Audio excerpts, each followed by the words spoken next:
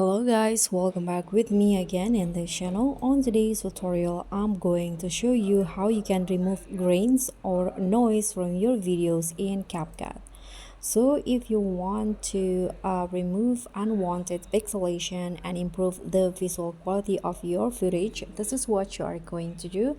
After you add your videos into Capcut, you can just easily click on it, swipe through the options in here at the bottom until you find this video quality options, and there will be this reduce image noise option, so you can just tap on that and adjust the intensity between weak and strong. I'm going to go with strong. You can just swipe it to the right and CapCut will reducing the image noise. You can just wait until it's done.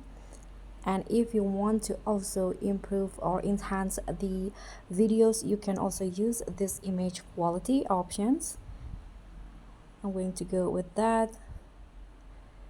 Here you can choose between HD or UHD. I'm going to use HD. And now CapCut will applying the image quality, high definition image quality to my video. Just wait until it's done.